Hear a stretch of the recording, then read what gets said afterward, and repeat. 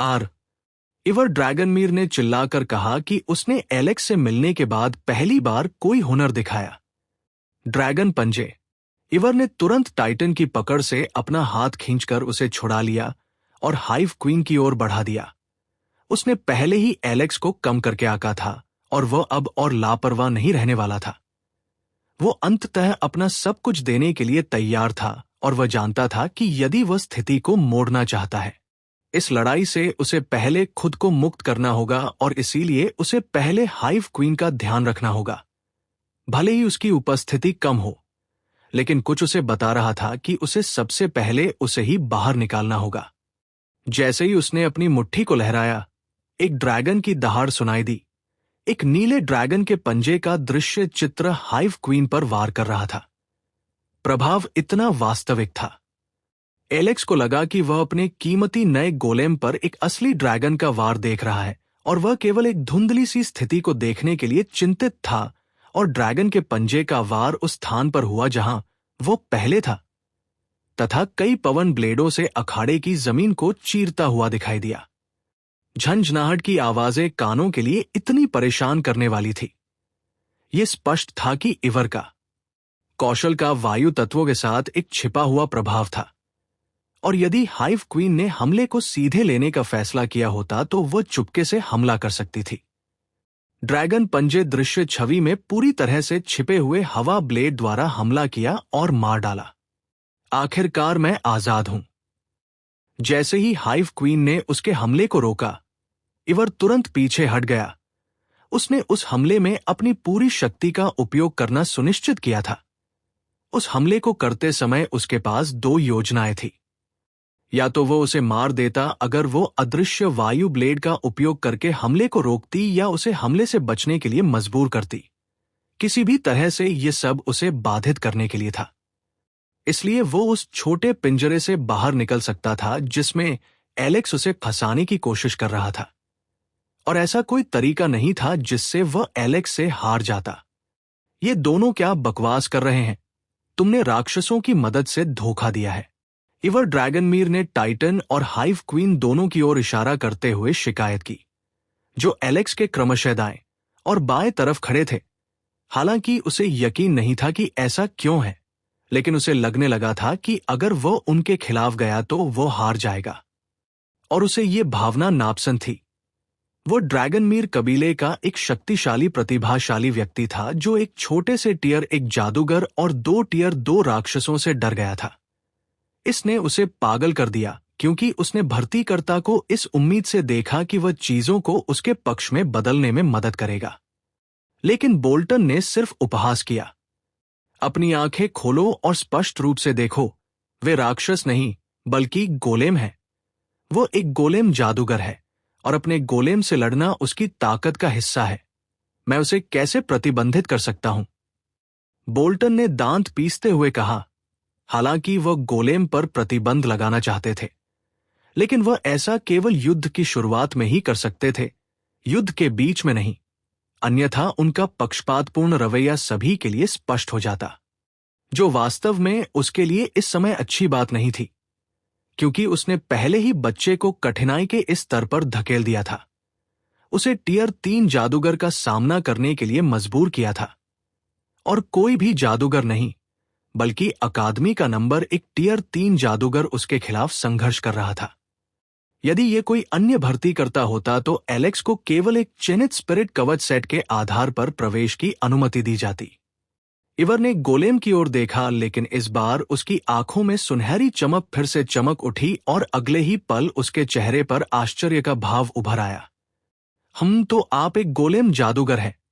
यहीं अभी मैं आपको और आपकी मौलिक कठपुतलियों को कुचल दूंगा, इवर ने कहा, जब वह अंततः एक मुद्रा में आ गया, जब वह बीच में एलेक्स को घूर रहा था, और उसने अपने हाथों को एक्स फॉर्मेट में अपने सामने क्रॉस किया हुआ था। वह एलेक्स द्वारा दिखाई गई शक्ति से डरा हुआ था, लेकिन अब जब उसने सुना था कि वह एक गोलेम जादूगर है, तो उसे अब एलेक्स से डर नहीं लगता था। वो उसे कम आंक रहा था क्योंकि उसने अन्य जादूगर पथ और कुलों के बारे में अपने कबीले की पत्रिकाओं के रिकॉर्ड में पढ़ा था, और उसे लगा कि शायद अब एलेक्स के पास कोई युद्ध तकनीक भी होगी। और मैं तुम्हें प्रयास करते देखना चाहता हूं। टाइटन ने कहा जब वह एलेक्स के सामने आया। उसके चेहरे पर एक बड़ी मुस्कान थी। एक हाथ उसकी गदा पर था और दूसरे हाथ से उसकी ढाल पकड़ी हुई थी। आओ मुझे एक टियर 3 जीनियस की शक्ति दिखाओ, टाइटन ने आगे बढ़ते हुए दहाड़ते हुए कहा। वह एलेक्स का मोहरा था और हमेशा आगे बढ़ने वाला पहला व्यक्ति था। एलेक्स बस खड़ा होकर उन दोनों को क्रॉस मूव करते हुए देखता रहा और पहली मुठभेड़ के बाद यह स्पष्ट हो गया कि किसका पलड़ा भारी था, क्योंकि इवर टाइटन के वार को चकमा देने में सफल रहा और उसने सीधे कमर पर मुक्का मारा। टाइटन के विशाल शरीर और इवर की तीव्र प्रतिक्रिया के कारण टाइटन के लिए उससे आमने सामने की लड़ाई करना बिल्कुल बेकार होता, सिवाय इसके कि अचानक उसमें यह दैवीय प्रवृत्ति विकसित हो जाए कि वह भविष्यवाणी कर सके कि इवर आगे कहां जाएगा। इवर पहले से ही पागलों की तरह मुस्कुरा रहा था, क्योंकि वो पहले से ही कल्पना कर सकता था कि उसके मुक्के का टाइटन पर क्या प्रभाव पड़ेगा। ड्रैगन की ताकत।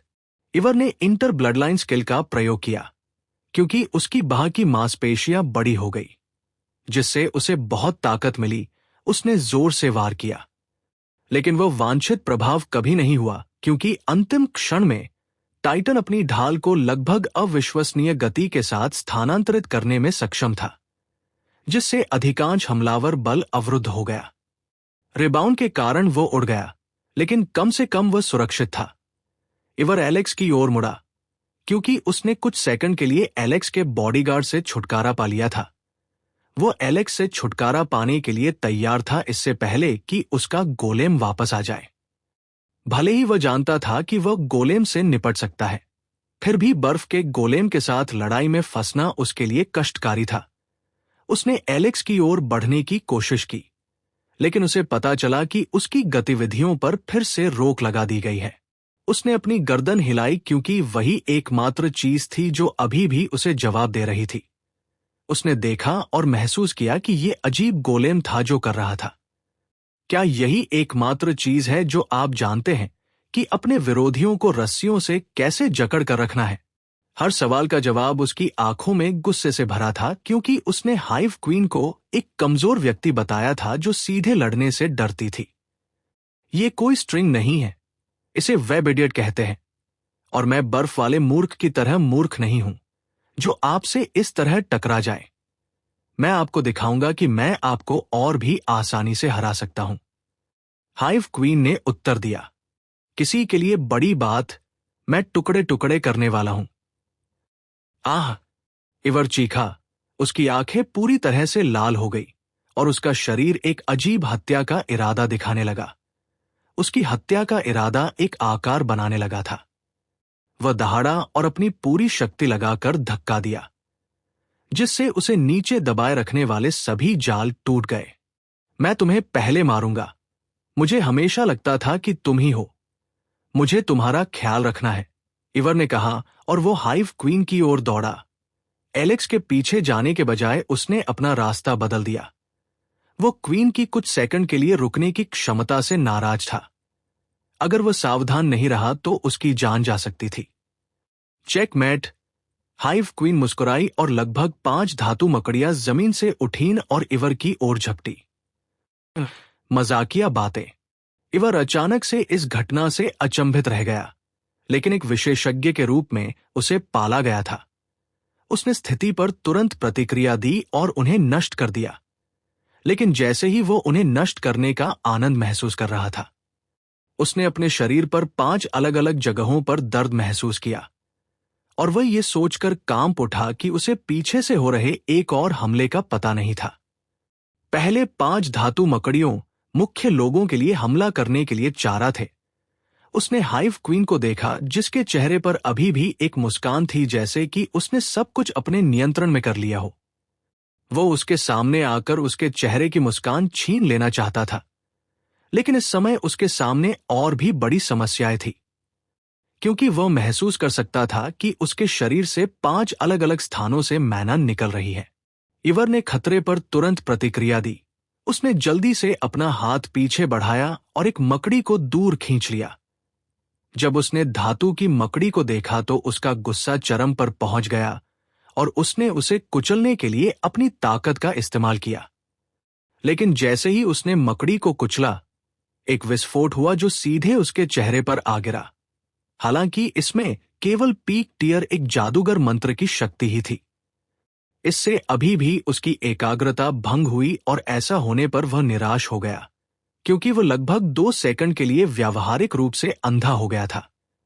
धातु मकड़ियों में मन को चुराने और शरीर को मजबूत करने के लिए इसका उपयोग करने की क्षमता प्रतीत होती है। आह, मैं तुम्हें उस धातु के टुकड़े की तरह टुकड़े टुकड़े कर दूंगा, इवर गुस्से में चिल्लाया।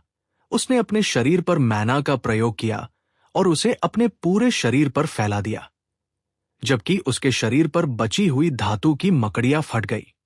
उसे दूर फेंकते हुए इवर हैरान लग रहा था, क्योंकि वह धीरे धीरे खड़ा हुआ और उसके मुंह से खून निकल रहा था। इससे दर्शक अंदर तक हैरान हो गए। इस मैच के शुरू होने से पहले किसी ने भी इसकी उम्मीद नहीं की थी। इवर इस तरह की मुश्किल स्थिति में था कि कुछ भी करने में सक्षम नहीं था। लेकिन एलेक्स के गोलेम द्वारा खेले जाने के कारण उन्हें बताया गया कि उन्हें अपने विकल्प खुले रखने होंगे, क्योंकि एलेक्स उस जगह से हिला भी नहीं था जहां वो और इवर आमने सामने थे। वो अभी भी वहीं खड़ा होकर सब कुछ देख रहा था। उसके चेहरे पर उदासीनता का भाव था। ऐसा लग रहा था जैसे चल रही लड़ाई का उससे कोई लेना देना नहीं है। उम्मीद है तुम्हें मेरे बच्चे पसंद आए होंगे, हाइव क्वीन ने चेहरे पर मुस्कान के साथ पूछा। उसकी बैंगनी आंखें उसे घूर रही थी, मानो वे उसकी सारी चालें समझ रही हों। यह साफ था कि जब उसके एक से ज्यादा मेटल स्पाइडर फटते थे तो नुकसान 1+1 की स्थिति में नहीं होता था, बल्कि हर मेटल स्पाइडर गोलेम के साथ नुकसान कई गुना बढ़ जाता था। अब उस पर जो हमला हुआ उसकी तुलना चरम टियर 2 लाइफ फॉर्म के किसी छिपे हुए हमले से की जा सकती थी। तुम कठपुतली, टकराना। इवर को अपने सिर में झंझनाहट महसूस हुई जब टाइटन ने बर्फ से बने एक बड़े हथौड़े से उसके सिर पर प्रहार किया, जिससे इवर उड़ गया और फिर उसने जल्दी से हवा में अपनी स्थिति बदली और अपने पैर पर उतरा। मुझे भी मत भूलना। हाँ, टाइटन हंसा, क्योंकि वह लड़ाई में फिर से शामिल हो गया था। उसकी ढाल पहले ही त्याग दी गई थी, क्योंकि वह जो हथौड़ा पकड़े हुए था वो पिघल गया और जल्दी से 2 गॉन्टलेट बन गया। जब से टाइटन ने टियर 2 गोलेम के क्षेत्र में कदम रखा है, उसे अजेयता का एहसास हो रहा है और वो वास्तव में कुछ भी नया सीखने में सक्षम नहीं है। उसने एलेक्स के अन्य गोलेमों के हथियार कौशल को आत्मसात करने की कोशिश की थी। वो अपनी नई युद्ध शैली को परिपूर्ण करने में सक्षम था, लेकिन वह पर्याप्त दबाव महसूस नहीं कर पा रहा था जो वास्तव में उसे इस तरह से किनारे तक ले जाता। कम से कम उसे ज्ञान की प्राप्ति उस वायु नियंत्रक भूत के विरुद्ध हुई थी। इसलिए जब वह इवर के विरुद्ध था तो नष्ट होने की भावना ने उसके अंदर युद्ध ज्वर उत्पन्न कर दिया, जिसका उसे कभी पता भी नहीं था, और वह लड़ने के लिए बहुत उत्साहित था।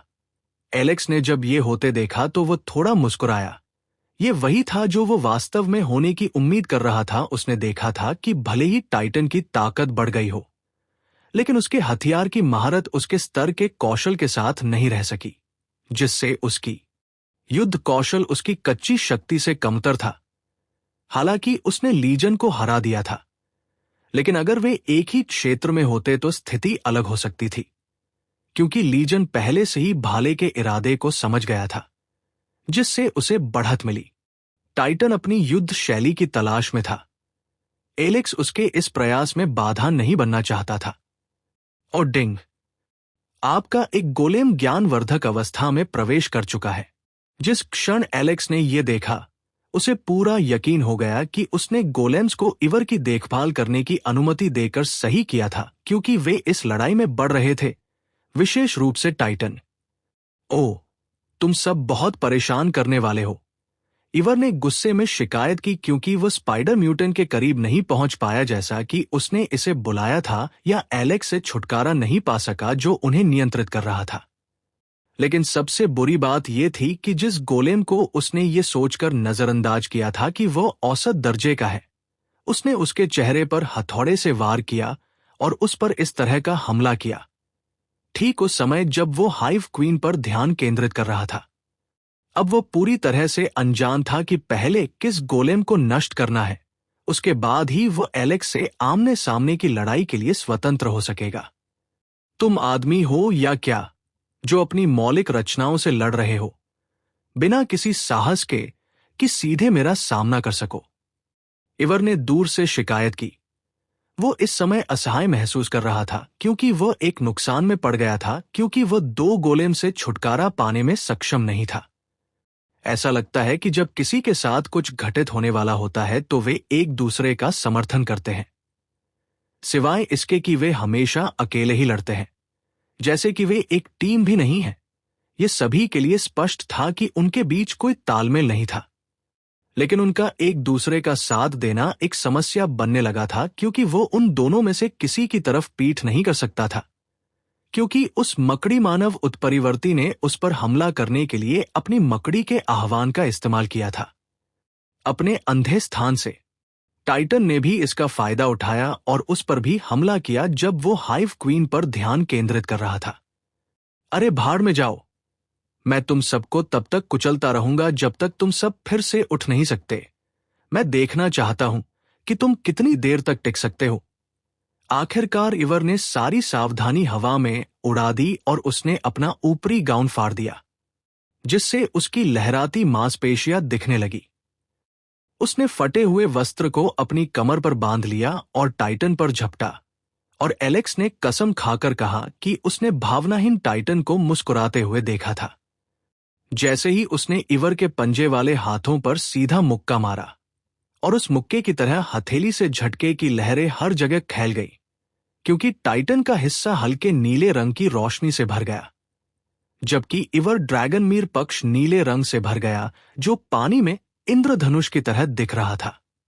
हर कोई हैरान रह गया जब उन्हें एहसास हुआ कि बर्फ के गोलेम में अब इवर की शक्ति की कमी नहीं थी, लेकिन केवल एलेक्स जानता था कि यह वास्तव में अलग था, क्योंकि वह अभी भी इवर से कमजोर था, जो एक शीर्ष टियर 3 युद्ध जादूगर था।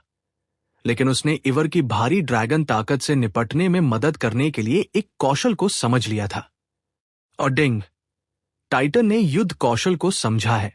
एक हिट परिशुद्धता, वन हिट प्रिसिशन, खुश स्माइली, एक हमले की गुणवत्ता या स्थिति को नियंत्रित करने की क्षमता, जिसमें सभी संचित शक्ति को एक बिंदु पर अत्यंत सटीकता के साथ छोड़ा जाता है। फिर से टाइटन की भावशून्य आवाज सुनाई दी जब वह और इवर 3 कदम पीछे छूट गए। इस बार वह आगे की ओर भागा और इवर के साथ मुक्कों का आदान प्रदान करता रहा। चोट के बदले चोट की रणनीति के साथ उनकी चालें काफी धुंधली हो गई, क्योंकि उनके हाथ काफी तेजी से चल रहे थे। लेकिन मुख्य विशेषज्ञ ड्रेको गॉर्डन और बोल्टन ब्लेज पहले से ही महसूस कर सकते थे कि गोलेम वास्तव में अपने कौशल को विकसित करने के लिए इवर का उपयोग कर रहा था। चूंकि वह पहले से ही अपनी बर्फ तत्व शक्तियों को एक हिट परिशुद्धता में विलय कर रहा था, जिससे उसकी 2 मुट्ठी चमकदार हो गई और उसके हर पंच से बर्फ के टुकड़े बर्फ के शरीर पर गिरने लगे। 100 से अधिक राउंड तक मुक्कों का आदान प्रदान करने के बाद इवर ने महसूस किया कि उसकी गति धीमी हो रही थी, क्योंकि बर्फ के टुकड़े उसके पूरे शरीर पर फैलते जा रहे थे। यहां तक कि उसके हाथ भी सुन्न होने लगे हैं, और यहां तक कि उसके वायु तत्व भी टाइटन के बर्फ के टुकड़ों के खिलाफ मददगार नहीं थे, जो उसके पूरे शरीर में फैल रहे थे। उसके शरीर का तराजू वाला हिस्सा अभी भी ठीक था, लेकिन वह पहले से ही अपने मैना में कमी महसूस कर रहा था, और उसे जल्द ही अपने रक्त कौशल को रद्द करना पड़ सकता था, जिससे वह टाइटन की क्रूर मुट्ठी के सामने आ सकता था, जो उसे हार की ओर ले जाएगा। अभी के लिए इससे दूर रहो रानी, टाइटन ने हाइव रानी से कहा। उसकी आवाज में धमकी का भाव था, क्योंकि उसकी लाल आंखें हाइव रानी की बैंगनी आंखों को घूर रही थी। जब इवर लगातार हमले से मुक्त हो गया, टाइटन भले ही उसके जितना तेज नहीं था, लेकिन जब वह एक निश्चित सीमा में होता था तो वो कुछ विनाशकारी वार करने में सक्षम था, और इवर से अधिक भारी था। उसकी रक्षा ड्रैगन स्केल्स द्वारा इवर को दी गई रक्षा से भी बदतर नहीं लगती थी।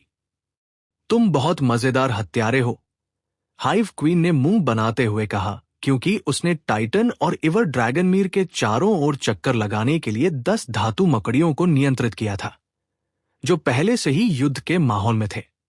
लड़ाई फिर से शुरू हुई, लेकिन इस बार टाइटन अपने नए कौशल का प्रदर्शन करने के लिए सिर्फ अपने हाथों का ही नहीं, बल्कि अपने घुटनों और पैरों का भी उपयोग कर रहा था, जिससे वे क्षेत्र भी चमक रहे थे। वो गति भी पकड़ पा रहा था और इवर से जरा भी धीमा नहीं दिख रहा था। और ये इवर को परेशान करने लगा था, क्योंकि उसने देखा कि गोलेम उसे पीसने वाले पत्थर की तरह इस्तेमाल कर रहा था, अपने युद्ध कौशल को बढ़ाए। हालांकि वो गोलेम को तेजी से हराना चाहता था। वो जानता था कि ये अब संभव नहीं था, और अगर एलेक्स या हाइव क्वीन इसमें शामिल हो जाती तो ये उसकी हार को और तेज कर देता। यहां तक कि बोल्टन ब्लेज ने भी ये पहले ही देख लिया था, और वो पहले से ही इसका इस्तेमाल करने का बहाना ढूंढ रहा था। और इस परिणाम को रद्द कर दो जो होना ही था। टाइटन ने एक मुक्का मारा और इवर ने तुरंत उसके हाथ को आर्मलॉक में जकड़ लिया और उसे तोड़ने की योजना बना रहा था, लेकिन टाइटन के दूसरे हाथ का गॉन्टलेट अचानक पिघल गया और एक छोटे से में बदल गया। डैगर और टाइटन ने इसका उपयोग आइवर के पसली क्षेत्र पर हमला करने के लिए किया। इवर ड्रैगनमीर अभी भी टाइटन के हाथ तोड़ने की कोशिश में व्यस्त था। तभी उसने देखा कि उसके प्रतिद्वंद्वी ने हथियार बदल दिया है।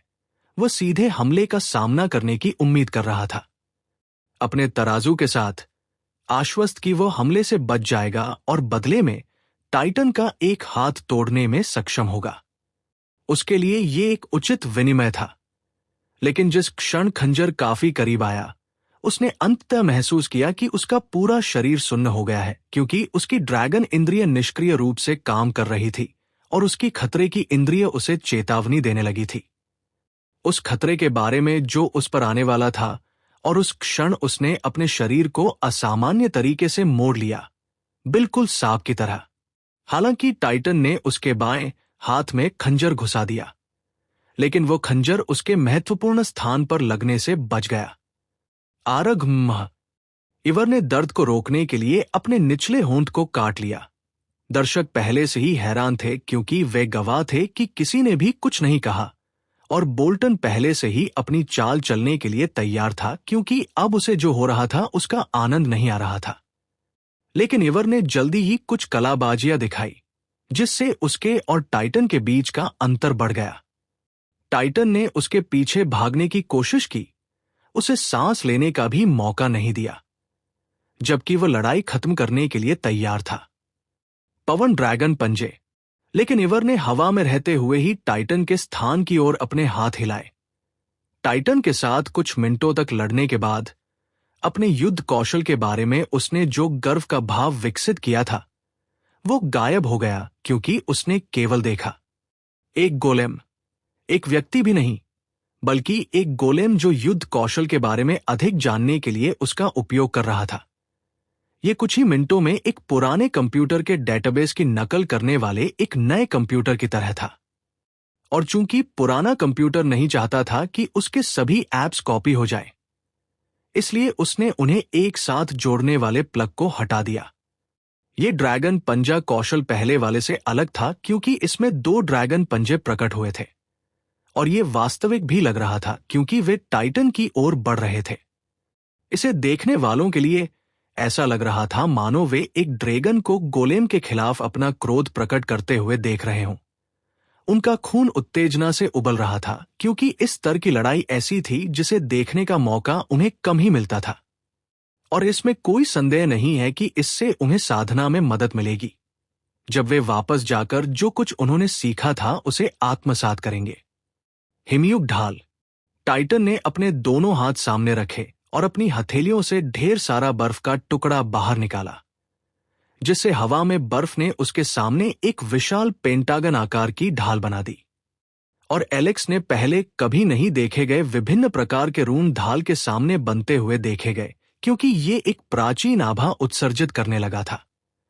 ये काफी अजीब था, क्योंकि एलेक्स ने पहले कभी ऐसा कुछ नहीं देखा था। और डिंग! टाइटन ने एक महारत हासिल कर ली है। पथ युद्ध कौशल सीखा। मध्यवर्ती स्तर 1। लड़ाकू महारत मध्यस्थ स्तर 1। खुश स्माइली अपनी इच्छानुसार किसी भी हथियार का उपयोग करने की क्षमता और इसे मध्यस्थ मास्टर के स्तर पर उपयोग करने की क्षमता। अधिक प्रशिक्षण के साथ आप हथियार क्यूएस को अनलॉक कर सकते हैं।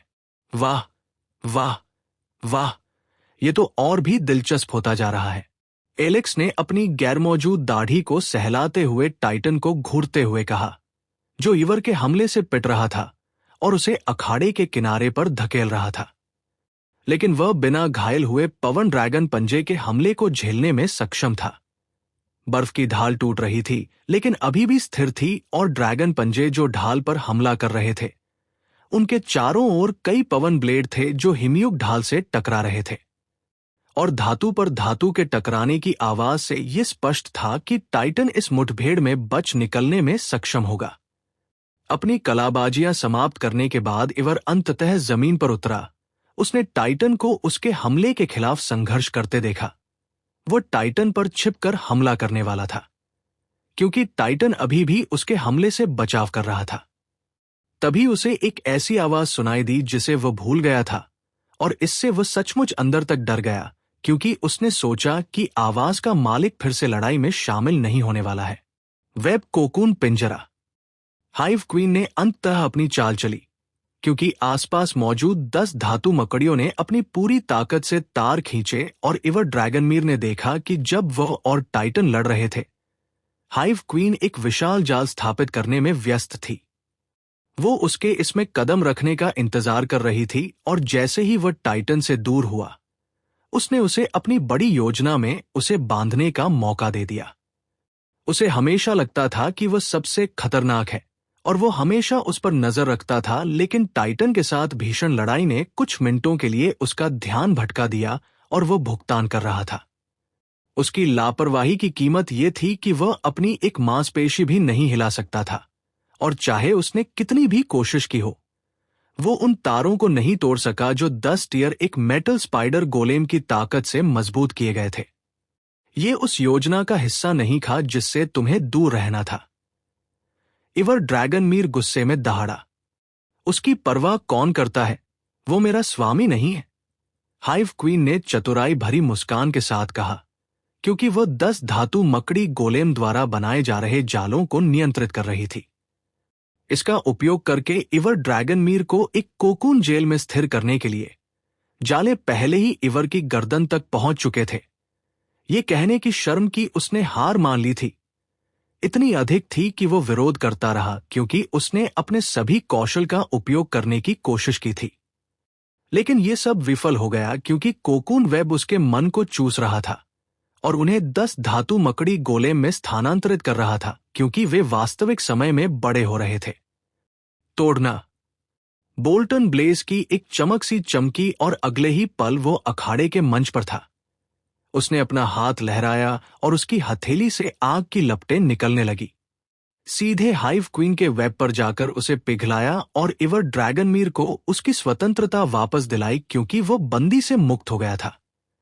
हाइव क्वीन ने वेब से अपना संपर्क तुरंत तोड़ दिया, क्योंकि उसके 8 पैर बड़ी फुर्ती के साथ भाग निकले और पहले वाली जगह पर उसकी एक छवि छोड़ गए, जिसे बाद में आग की लहर ने भस्म कर दिया।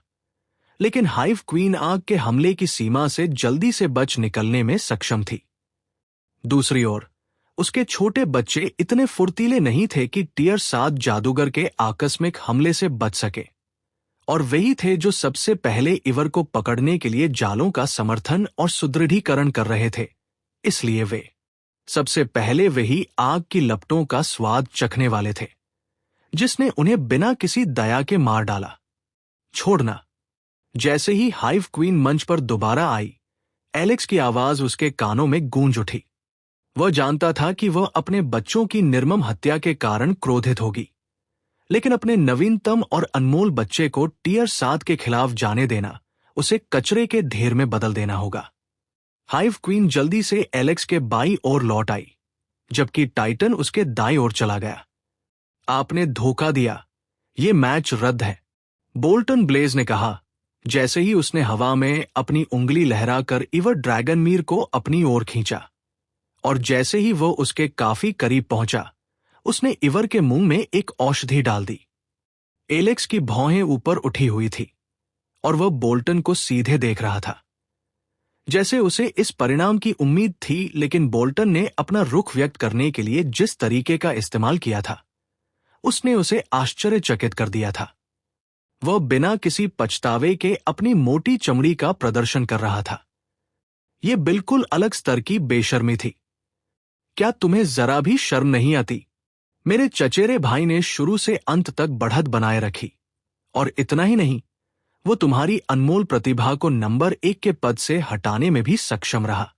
अपने स्थान से 1 इंच भी हिले बिना उसे बिना किसी त्रुटि के पराजित करना, और आप कहते हैं कि उसने धोखा दिया। ड्रेको ने ऊंची आवाज में कहा। उसमें गुस्सा महसूस किया जा सकता था क्योंकि वह चुपचाप एलेक्स के पास आ गया था।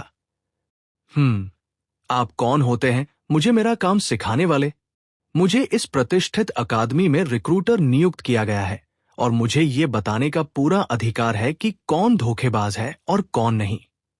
बोल्टन ने व्यंग्यात्मक लहजे में कहा। वो कभी भी एलेक्स को अकादमी का छात्र मानने को तैयार नहीं थे। इसलिए अब जब चीजें बिगड़ गई हैं, तो उन्होंने दिखावा करने का अपना मुखौटा उतारने का फैसला किया है। भीड़ को अंततः ये एहसास हो गया कि भर्तीकर्ता मिस्टर बोल्टन को शायद एलेक्स को भर्ती करने में कोई दिलचस्पी नहीं थी, बल्कि वह तो बस उसे छोड़ने का बहाना ढूंढ रहा था।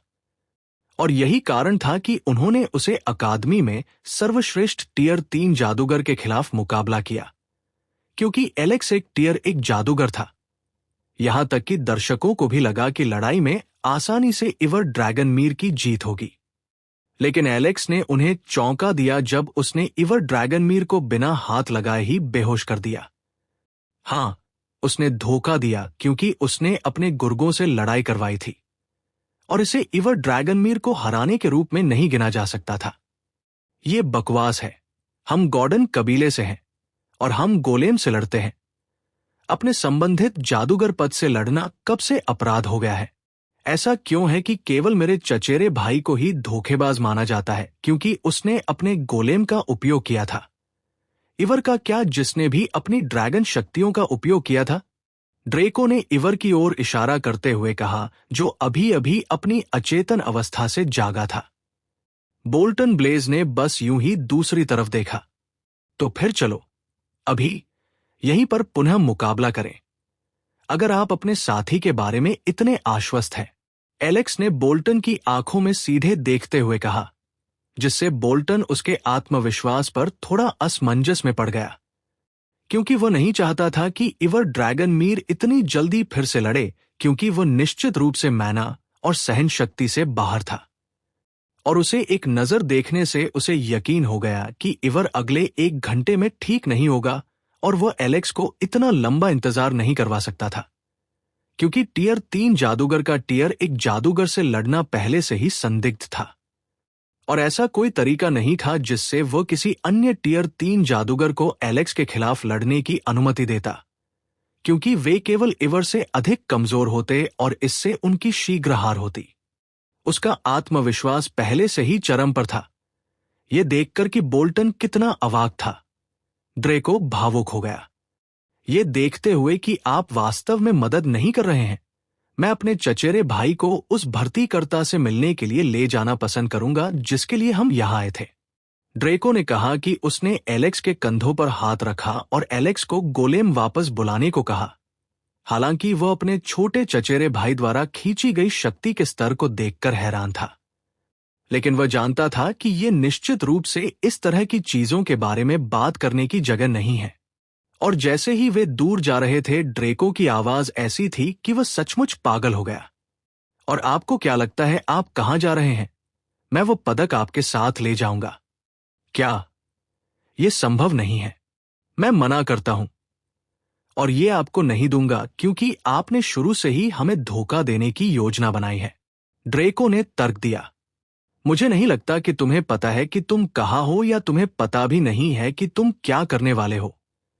तुम उस पदक का उपयोग नहीं कर सकते जिस पर मेरी नजर है, बोल्टन ने लालच से कहा, क्योंकि उसे आखिरकार एलेक्स के हाथ में पदक को ठीक से देखने का मौका मिला। ये एक ऐसा पदक था जो एक बार में 10 से अधिक लोगों को नामांकित करने की अनुमति देता था, और ऐसा कोई तरीका नहीं था जिससे वह इसे खो देता। भले ही वह इस बात से अवगत न हो कि एक मध्य स्तरीय कबीला इसे कैसे प्राप्त करने में सक्षम था। आप चाहे कुछ भी कहें, हम आपको ये नहीं देंगे। तुम तो मरने के लिए तैयार रहो। बोल्टन का आभा मंडल बदल गया जब कवच पहने कुछ लोग चुपचाप एलेक्स और ड्रेको को घेरे में रोकते हुए दिखाई दिए। ड्रेको हैरान था क्योंकि उसे पता ही नहीं था कि इतने सारे जादूगरों ने उसे घेर लिया है, भले ही वे उसी क्षेत्र स्तर पर उससे अधिक शक्तिशाली थे। उसे कुछ भी पता न चलने का मतलब है कि इसके पीछे कौन था। उसने पूरी कोशिश की क्योंकि उसे शक था कि उन्होंने अपनी आभा को पूरी तरह छिपाने के लिए जादुई चीजों का इस्तेमाल किया था। मुझे पदक दे दो अंकल ड्रेको। क्या? एलेक्स। एलेक्स के शब्द ने ड्रेको को फिर से उसकी सोच से जगा दिया और उसके दिमाग में व्यापक कल्पनाएं बनाने लगा क्योंकि उसे लगा कि एलेक्स अब हार मानने वाला है, जैसा कि वो पहले से करता आ रहा था। कहां? देवता भी मेरे साथ है। इसे जल्दी से अपने चचेरे भाई को दे दो ताकि वह इसे भेज सके। वो कितना कायर है।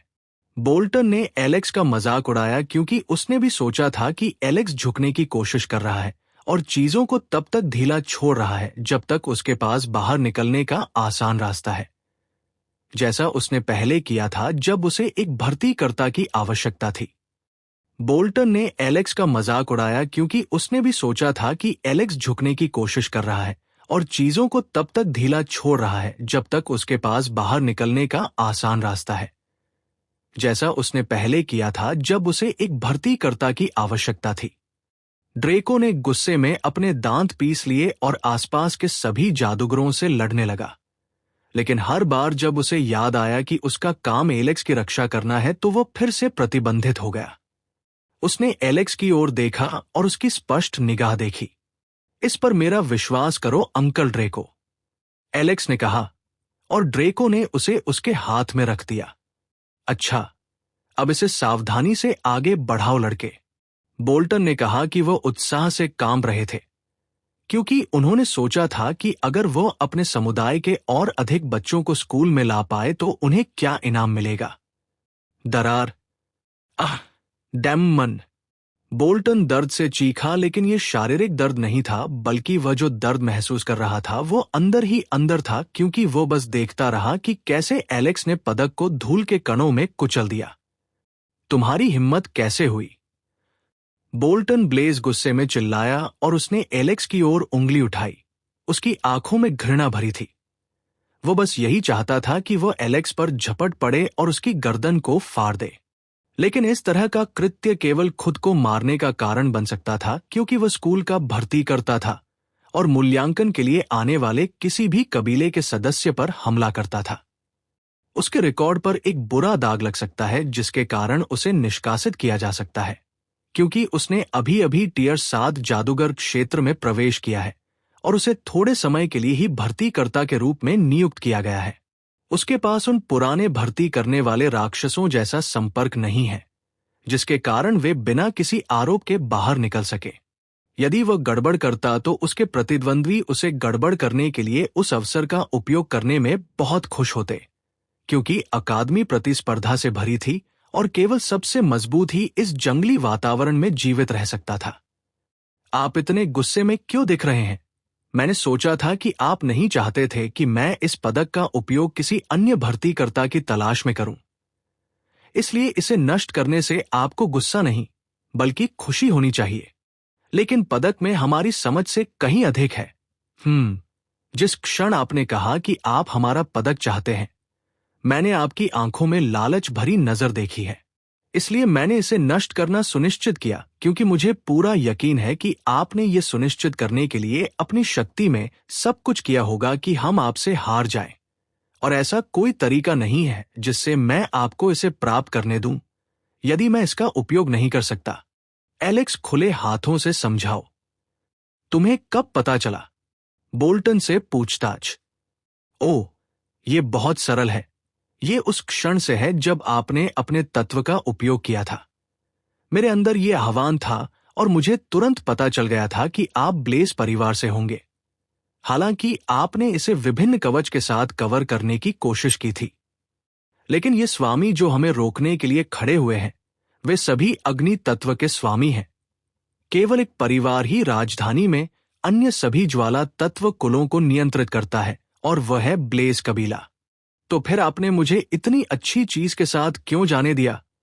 ये तो स्पष्ट था कि आप लोग ही थे जो हमारे लिए चीजें कठिन बनाने की कोशिश कर रहे थे, और भले ही आपने इससे इनकार किया हो। क्या ये सब कुछ बहुत ज्यादा संयोग नहीं है? एलेक्स ने चेहरे पर एक बेपरवाह मुस्कान के साथ पूछा। यहां तक कि उसके बगल में बैठा ड्रेको भी एलेक्स के त्वरित विश्लेषण से हैरान था। बोल्टन की उग्र आभा अगले ही पल गायब हो गई, जैसे कि ये सब एक झूठ था। उसे लगा जैसे कि उस पर ठंडे पानी की एक बाल्टी डाल दी गई हो। भले ही ये उसके तत्व के कारण कभी काम न करे, वो जानता था कि वो जो ठंडक महसूस कर रहा था वो मांस की नहीं थी, लेकिन उसके अंदर इतनी ठंडक महसूस हो रही थी कि एक बच्चा उसे पढ़ रहा था। ये बात उसके लिए काफी शर्मनाक थी, लेकिन ये तथ्य कि उसके खिलाफ सबूत बहुत कम शब्दों में दिए गए थे, जो उसके लिए एक आपदा थी, क्योंकि रॉयल मैज अकादमी की एल्डर काउंसिल को इसके बारे में पता चल जाता और अकादमी के तहत उसका करियर खत्म हो जाता। और अगर वह कबीले में वापस चला जाता है तो उसे सजा के तौर पर मुख्य समय के लिए ब्लेज कबीले के अधिकार क्षेत्र के तहत एक शहर की रक्षा करने के लिए भेजा जा सकता है। वो कबीले के अन्य प्रतिभाशाली लोगों की तुलना में नहीं था। उसके पास एक भी चिह्नित आत्मा उपकरण नहीं था। अब उसे एलेक्स के साथ इतनी दूर जाने का पछतावा हो रहा था। वो बस यही चाहता था कि उसने उसे जाने दिया होता और उसके पदक के लिए भी लालची नहीं हुआ होता। मुझे लगता है कि आपके पास हमें फिर से यहां रखने का कोई कारण नहीं है। अगर यही सब है तो हम यहां से चले जाएं। एलेक्स ने आगे चलते हुए कहा, और पीछे ड्रेको को स्तब्ध छोड़ दिया, जो तुरंत अपनी मूर्छा से जाग गया और एलेक्स के पीछे पीछे चलने लगा। बोल्टन ब्लेज केवल क्रोध में अपने दांत पीस सकता था, क्योंकि वे चले गए।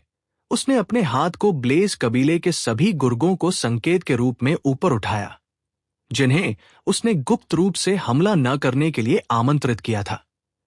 उसने उन्हें बैकअप के रूप में बुलाया था।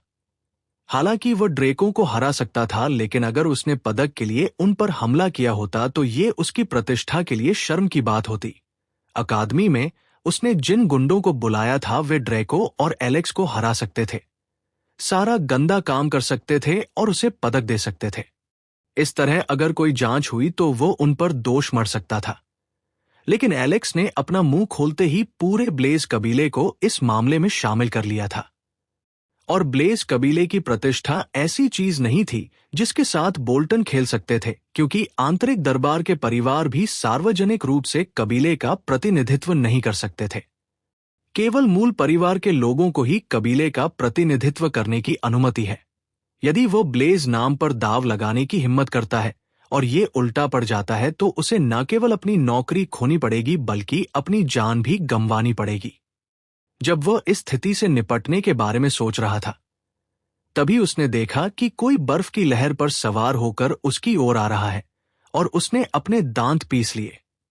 फिर से जीरो कबीले के वो कमीने नहीं, बोल्टन ने खुद से बुदबुदाया। ये बात आईए के कानों तक पहुंचेगी। आप इस पर मुझ पर भरोसा कर सकते हैं। बर्फ पर सवार व्यक्ति ने कहा कि जैसे ही वह आगे बढ़ा, उसने उस स्थान पर पिघलती बर्फ के निशान छोड़ दिए जहां से उसका स्नोबोर्ड गुजरा था। मैं एक दिन अपने हाथों से उस जीरो कबीले के कमीने को मार डालूंगा, बोल्टन ने गहरी सांस लेते हुए कहा। जब उसने सर्फिंग करने वाले आदमी की पीठ की ओर देखा, उसके चेहरे पर गहरी घृणा थी। प्राचीन जीरो कबीले की विरासत और प्रतिष्ठा प्राचीन ब्लेज कबीले के समान ही है, लेकिन ये दोनों कबीले कभी एक दूसरे को पसंद नहीं करते। वे हमेशा एक दूसरे के गले की हड्डी बने रहते हैं। लेकिन उन्होंने प्राचीन युग में एक साथ काम किया था जब दूसरे आयाम के प्राणियों ने हमला किया था। इसलिए उसके बाद ये शुद्ध घृणा से शुद्ध प्रतिस्पर्धा में बदल गया है। यद्यपि दोनों कुलों के बीच अंतर्विवाह हुआ है, क्योंकि उन्हें आशा है कि अगली पीढ़ी में किसी प्रकार की सुपर हाइब्रिड शक्ति या क्षमता जागृत होगी जो दोनों तत्वों को मिला देगी। अब तक तो सब कुछ असफल रहा है, लेकिन फिर भी इस विवाह ने उन्हें एक दूसरे के खिलाफ जाकर ये देखने से नहीं रोका कि किसका वंश सबसे महान है। चाहे वह ज्वाला तत्व वाला ब्लेज कबीला हो या बर्फ तत्व वाला जीरो कबीला, उन सभी को हर प्रकार की प्रतिद्वंद्विता में जीत और हार मिलती है जिसमें वे शामिल होते हैं। आपको कब पता चला कि हमारे साथ छल किया जा रहा है? ड्रेको ने अकादमी से निकलने के बाद पूछा और जब वे अतिथि गृह में वापस जा रहे थे। संभवतः उस समय से जब हम गेट पर थे। हालांकि मुझे संदेह था कि गार्डों से हमें जो अतिरिक्त ध्यान मिल रहा था उसमें कुछ गड़बड़ थी, लेकिन अब जब हमारे साथ खिलवाड़ किया जा रहा था तो मैं समझ गया कि उन्हें परेशान करने के लिए काम पर रखा गया होगा और वे मुख्य पकवान नहीं थे, और यह स्पष्ट था कि मुख्य गार्ड को पता नहीं था कि क्या हो रहा था, लेकिन वह सिर्फ अपना काम कर रहा था। आखिरकार वह अपने अधीनस्थों को गेट के सामने कोड़े खाते हुए नहीं देख सकता था और कुछ नहीं कर सकता था। इससे उनकी प्रतिष्ठा को और अधिक नुकसान ही होगा। इसलिए मुझे लगता है कि इसीलिए वो वहां आया था। ड्रेको के बीच में बोलने से पहले एलेक्स कह रहा था, आप सचमुच बहुत सारी चीजों के बारे में सोचते हैं। मेरे पास अपने दिमाग से सोचने के अलावा कोई विकल्प नहीं था, क्योंकि मेरे चारों ओर जो कुछ भी हो रहा था उसके बाद मुझे उनमें से किसी पर भी भरोसा करने का मौका नहीं दिया गया था। मुझे अपने संदेह पर तभी यकीन हुआ जब भर्तीकर्ता मुझे स्वयं मूल्यांकन करने पर अड़ा हुआ था। जो अधिक दिलचस्प था वो ये था कि वह जानबूझकर एक छात्र की प्रतीक्षा कर रहा था। कृपया बताएं कि कितने भर्तीकर्ता इस तरह से व्यवहार करते हैं, क्योंकि मेरे जाने से पहले मैंने थोड़ी जांच की और मैंने पाया कि भर्तीकर्ता अलग थलग थे और शायद ही कभी मेरे जैसे युवा रक्त को दर्शक देते थे। केवल प्रतिष्ठित कुलों के बुजुर्ग या जिनके पास स्कूल के पदक हैं वही उनके साथ दर्शक हो सकते हैं। ड्रेको ने एलेक्स की हर बात पर विचार किया और पाया कि उसमें कुछ सच्चाई थी। वह सिर्फ इस बात से अनजान था कि एलेक्स वास्तव में वो व्यक्ति नहीं था जिसने जांच की थी, बल्कि ये एग्नेस थी जो दुनिया के बारे में काफी जानकार थी। और मुझे यकीन है कि उसे अभी पदोन्नत किया गया है। उसमें स्थिरता का अभाव है जो किसी भी टियर 7 जादूगर ने पहले देखा है। तुम सचमुच एक प्रतिभाशाली व्यक्ति हो। ड्रेको ने एलेक्स की तीव्र सोचने की क्षमता की प्रशंसा करते हुए टिप्पणी की। एक बात है जिसके बारे में मैं जानना चाहता हूं। अगर मैं गलत नहीं हूं तो ड्रैगनमीर कबीले को ब्लेज कबीले के समान ही माना जाता है।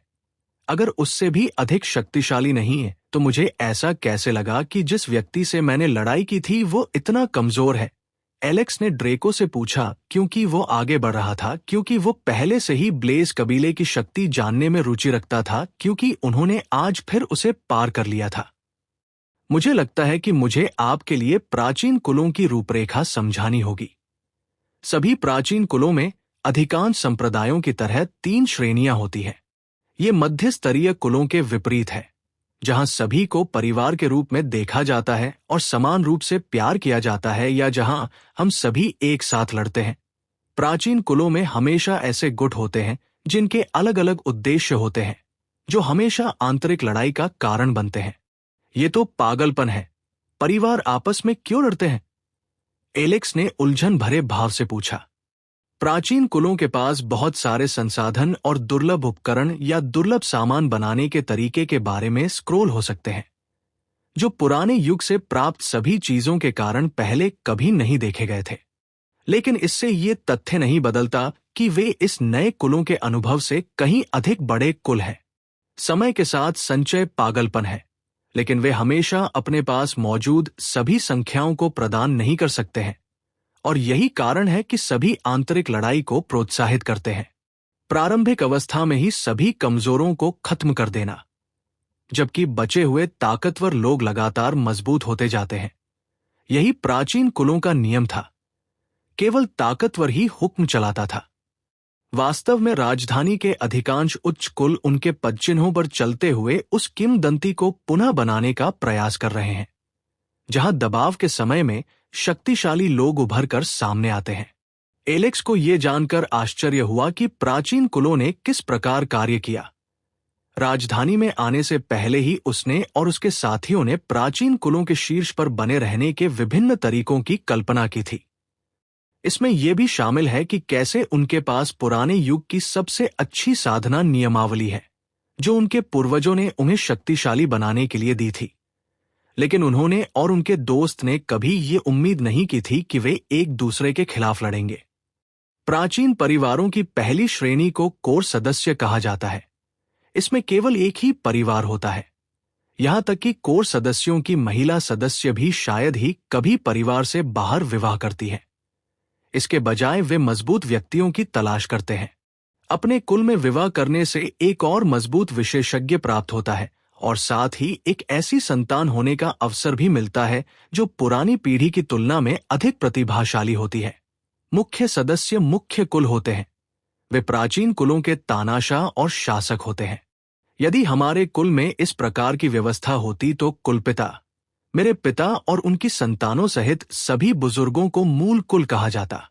ड्रेको ने समझाया और गॉर्डन कबीले का उदाहरण देते हुए स्पष्टीकरण भी दिया ताकि एलेक्स उसकी बात आसानी से समझ सके। मुख्य सदस्यों के बाद आंतरिक कोट कबीले आते हैं। ये वे बच्चे हैं जो अन्य उच्च कुल वंश के साथ पैदा हुए थे, लेकिन प्राथमिक तत्वों के रूप में अग्नि तत्व को जागृत नहीं कर पाए। वे अविश्वसनीय रूप से मजबूत हो सकते हैं, लेकिन उन्हें ब्लेज कोर कबीले में प्रवेश करने की अनुमति नहीं दी जाएगी जब तक वे एक बहुत मजबूत अग्नि तत्व को जागृत नहीं करते हैं और कबीले के लिए एक महान कार्य नहीं करते हैं। तब तक हम गॉर्डन कबीले के लोग अपने किसी भी ऐसे सदस्य के साथ भेदभाव नहीं करते हैं जो इस तरह पैदा हुआ हो, क्योंकि हम सभी परिवार को एक ही तरह से देखते हैं। और अंत में प्राचीन कुलों के बाहरी प्रांगण वाले परिवार अंतिम श्रेणी के होते हैं और प्रत्येक कुल में प्रवेश द्वार के पास ही रहते हैं। उन्हें प्राचीन कुलों के अधीनस्थ के रूप में देखा जाता है, क्योंकि वे आंतरिक कुलों और अन्य छोटे कुलों के बीच अंतर्विवाह का परिणाम होते हैं जो प्राचीन कुलों से जुड़ना चाहते हैं। वास्तव में उन्हें इस तरह से महत्व नहीं दिया जाता है, लेकिन फिर भी वे प्राचीन कुलों के गंदे काम करते हैं, कुल को किसी भी खतरे से छुटकारा दिलाते हैं, इस उम्मीद में कि एक दिन उन्हें मान्यता मिल जाएगी और आंतरिक अदालत के कुल में स्वीकार कर लिया जाएगा और वे लड़ने वाले गुटों में से एक में शामिल हो जाएंगे। ये उससे भी अधिक जटिल है, लेकिन ये वह स्पष्टीकरण है जिससे मैं आपकी मदद कर सकता हूं, ड्रेको ने कहा। शुक्रिया अंकल, मैंने बहुत कुछ सीखा, एलेक्स ने ड्रेको से कहा। तभी उसने देखा कि ड्रेको चारों ओर देख रहा है और उसने भी इधर-उधर देखने की कोशिश की, ये जानने की उम्मीद में कि उसका ध्यान किस बात पर गया है। हम फंस गए हैं एलेक्स ने आंखें सिकोड़कर यह समझने की कोशिश की कि उसके चाचा का क्या मतलब था कि वे फंस गए हैं, लेकिन वह अभी भी कोई अंतर नहीं देख सका क्योंकि लोग अभी भी इधर-उधर घूम रहे थे। आप जिन लोगों को देख रहे हैं उनसे मूर्ख मत बनिए, हम पहले से ही भ्रम में हैं। अब बाहर आ जाओ, ये पहले से ही उबाऊ हो रहा है। ड्रेको ने कहा कि जाल संरचना में खामी ढूंढने की कोशिश करने के बाद उसे पता चला कि यह बेकार था, क्योंकि उसने जो कुछ भी किया उससे उसकी ओर से पूरी तरह से विफलता ही सामने आई। क्या तीव्र धारणा है, मेरी जानकारी गलत नहीं थी। आप निश्चित रूप से खोए हुए शहर के भ्रम गठन को महसूस करने में सक्षम एक मजबूत जादूगर है। एक आवाज सीधे उनके कानों में पहुंची और उनकी झूठी छवि को तोड़ दिया, क्योंकि हर जगह अंततः पारदर्शी हो गया और उन्होंने एक बड़ा गोला देखा। उन्हें बाहरी दुनिया से अवरुद्ध कर दिया गया, जिससे ऐसा प्रतीत हुआ कि वे मुख्य दुनिया से अलग हो गए हैं और उनके साथ 5 पुरुष गोले में प्रकट हुए। मैंने भी यही सोचा था। ऐसा हो ही नहीं सकता कि हवा अचानक खराब हो जाए बिना बुरे लोगों के उसे प्रदूषित किए, ड्रेको ने व्यंग्य किया। अगर बाकी 4 लोगों ने भी मास्क पहना होता तो भी मैंने कभी नहीं सोचा था कि आप भी मास्क पहनने पर विचार करेंगे। मिस्टर रिक्रूटर, एलेक्स ने उस आदमी की पहचान करते हुए कहा जो नकाबपोश लोगों के बीच में खड़ा था। तुम मेरे हिसाब से बहुत तेज हो। ऐसा लगता है जैसे तुम्हें तुम्हारे कबीले में ठीक से नहीं पढ़ाया गया। चिंता मत करो, मैं तुम्हें बहुत जल्द तुम्हारे कबीले के लिए अंडरवर्ल्ड में ले जाकर सिखाऊंगा। बोल्टन ब्लेज ने अपना मुखौटा उतारते हुए अपनी पहचान बताई। तुम्हारी हिम्मत कैसे हुई हम पर हमला करने की? क्या अकादमी इतनी भ्रष्ट हो गई है कि उसे तुम जैसे लोग चला रहे हैं? ड्रेको ने दबाव भरे स्वर में पूछा। इससे कोई फर्क नहीं पड़ता कि तुम क्या कहते हो, सख्त आदमी। मैं सिर्फ इतना जानता हूं कि तुम में से कोई भी यहां से जीवित नहीं जा रहा है। मैं तुम दोनों को यहीं मार डालूंगा ताकि तुम मेरे लिए लाए गए अपमान से खुद को शुद्ध कर सकूं। बोल्टन ब्लेज ने एलेक्स और ड्रेको की ओर इशारा करते हुए कहा, भाइयों, अब और बात मत करो, हमला करो, और अपने दोस्तों को हमला करने का आदेश दिया। उन्हें आश्वासन दिया गया था कि न तो एलेक्स और न ही ड्रेको जीवित बचेंगे और न ही ये बता पाएंगे कि उनके साथ क्या हुआ था। बोल्टन ब्लेज अकादमी में एक प्रतिष्ठित व्यक्ति नहीं हो सकता है, लेकिन उसके पीछे ब्लेज नाम था, इसलिए निश्चित रूप से ब्लेज कबीले के लिए काम करने वाले कुछ कुर्गों को प्राप्त करना काफी आसान था। वह बाहरी दरबार से हो सकता है और मुख्य कबीले द्वारा उसके साथ गुलामों जैसा व्यवहार किया जा सकता है, क्योंकि उनका मानना था कि वे कभी कुछ नहीं कर सकते। लेकिन ये उन गुलामों के लिए अलग बात थी, जिन्हें ब्लेज कबीले के किसी भी प्रमुख सदस्य की चापलूसी करने का कोई भी अवसर मिल जाता था। और बोल्टन एक तुच्छ व्यक्ति था। वह इस तथ्य को स्वीकार नहीं कर सका कि वह एक बच्चे के कारण शर्मिंदा था, और उसने कबीले की चेतावनियों के बाद भी उसे मारने का फैसला किया। और इसीलिए उसने एक ऐसे क्षेत्र का उपयोग किया जो उन्हें बाकी दुनिया से अलग कर देगा। मेरे पीछे रहो एलेक्स। ड्रेको ने एलेक्स को पीछे धकेल दिया क्योंकि उसके सामने एक ग्लेव दिखाई दिया। उसने जल्दी से एक रुख अपनाया। 4 जादूगरों में से 2 उसकी ओर दौड़े, जबकि अन्य 2 पीछे खड़े हो गए और अपनी छड़ियां बुलाकर मंत्र पढ़ने लगे। ड्रेको का चेहरा उतर गया जब उसने जादूगर के शरीर में ऊर्जा के स्तर से उसके स्तर की गणना की। क्या आपको लगता है कि आप हम सबको रोक सकते हैं? के इच्छाधारी सोच। एक साधारण टियर 6 जादूगर की हिम्मत कैसे हुई टियर 7 जादूगरों से भिड़ने की? आपको बस हार मान लेनी चाहिए और हम आपको आसान मौत दे सकते हैं। जो आदमी आगे चल रहा था वो हंसा क्योंकि उसने ड्रेको को पहले से ही मृत व्यक्ति के रूप में देखा था। इग्नेशिया, आर्टुरो, बाहर आओ, ड्रेको चिल्लाया और उसके अंतरिक्ष थैले से 2 लावा गोलेम बाहर आ गए, क्योंकि उनसे निकलने वाली आग सब कुछ जलाती हुई प्रतीत हो रही थी। उनका शरीर पत्थरों से बना था जो लावा से जले हुए लग रहे थे। उन्हें एक साथ जोड़ने से लावा ऐसा लग रहा था जैसे रक्त की धाराएं बह रही हों। उन दोनों के सिर पर सींग थे और दोनों टियर 5 गोलेम थे। ड्रेको ने फिर से एक और जादू किया और दोनों गोलेम एक साथ जुड़ गए और उनसे निकलने वाली आभा बढ़ गई, क्योंकि एक गोलेम विलय से बाहर आया जो बहुत लंबा था। उसके पास एक बड़ी लंबी तलवार थी और उसके सिर पर 4 सींग थे जो इस तरह से मुड़े हुए थे कि वह एक मुकुट जैसा दिखता था। और इसका क्षेत्र पहले ही टियर 6 गोलेम क्षेत्र के शिखर पर पहुंच चुका था। डी मर जाओ। गोलेम ने हकलाते हुए अपनी लंबी तलवार जमीन पर पटकी, जिससे जमीन फट गई और जमीन से लावा फूट पड़ा। लेकिन आगे बढ़ रहे 2 जादूगरों ने छलांग लगा दी और हमले से बचने में सफल रहे। ठीक वही जहां मैं तुम्हें चाहता था, कमीनों, एक आवाज उनके कानों तक पहुंची, जबकि वे अभी भी हवा में थे। और उन्होंने देखा कि ड्रेको उनसे मिलने के लिए उछल रहा है, क्योंकि वो अपने गोलेम की लंबी पीठ के सहारे खुद को सहारा दे रहा था। उनका शरीर पृथ्वी और अग्नि तत्वों की रंगीन चमक से चमक रहा था, जैसे कि वे एक साथ मिलकर उसके ग्लेव की ओर बढ़ रहे हों, जिससे चांदी के रंग का ग्लेव एक ज्वलंत ग्लेव में बदल गया हो। संयोजन कौशल, लावा ग्लेव सुपर स्लैश। ड्रेको ने दोनों हाथों से ग्लेव को पकड़ते हुए हवा में एक घूमता हुआ वार किया, जिससे वो हवा में एक जलते हुए बवंडर की तरह दिखाई दे रहा था, क्योंकि उसने दोनों टियर 7 जादूगरों पर वार किया और उन्हें कुछ मीटर पीछे धकेल दिया, क्योंकि उनकी छाती पर लावा की एक लंबी रेखा थी, जबकि वह अपने पैरों पर शानदार ढंग से उतरा। ये क्या बकवास था? ये बहुत दर्द करता है। तुम्हारा क्या मतलब है कि इससे दर्द होता है? तुम सभी अग्नि जादूगर हो। तुम्हारे पास अग्नि प्रतिरोध होना चाहिए, लेकिन तुम सभी एक टियर 6 जादूगर का सामना करते हुए कुतिया की तरह चिल्ला रहे हो। क्या तुम्हें कोई शर्म नहीं है? बोल्टन गुस्से में चिल्लाया, क्योंकि उसने देखा कि जिन लोगों को वो अपने साथ लाया था उन्हें टियर 7 जादूगर होने के बावजूद पीछे धकेला जा रहा है। ये कोई ज्वाला हमला नहीं है।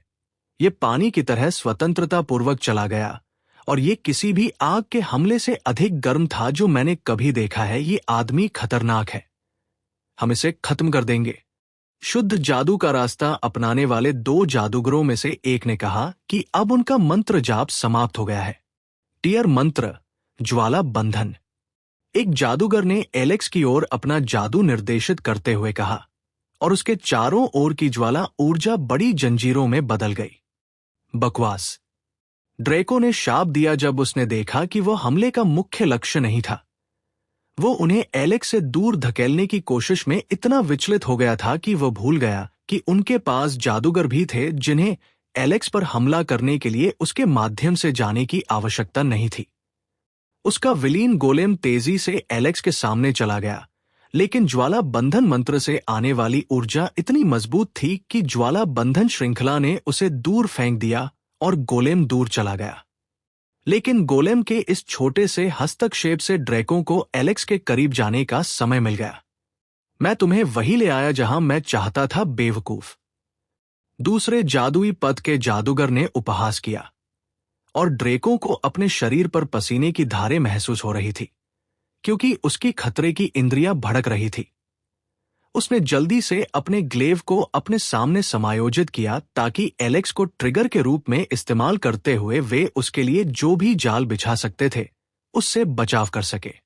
भले ही ग्लेव एक आत्मा चयनित हथियार नहीं था, लेकिन यह ड्रेको के पास तब से था जब वह टीयर 4 जादूगर था जिससे वे एक संबंध साझा करते हैं। टीयर मंत्र, ड्रैगन। ज्वलंत सांस। मंत्र का नाम एक एक करके उच्चारित किया जा रहा था, लेकिन ड्रेको को ऐसा लग रहा था जैसे ये मौत की फुसफुसाहट हो, क्योंकि वह मंत्र एक उच्च स्तरीय मंत्र था जिसका प्रभाव बहुत बड़े क्षेत्र पर पड़ता था और इसका अर्थ था कि वह एलेक्स की रक्षा भी नहीं कर पाएगा। ड्रेको एलेक्स की रक्षा करने में अपनी असमर्थता पर हताशा में चिल्लाया। उसने वास्तव में कभी नहीं चाहा था कि वो आज से अधिक टीयर 7 जादूगर होता, और जब उसने महसूस किया कि सारी उम्मीदें खत्म हो गई हैं, तो एक गहरी और गंभीर आवाज भ्रम संरचना को तोड़ती हुई सुनाई दी। गॉर्डन वंश के उत्तराधिकारी को छूने की हिम्मत कौन करता है?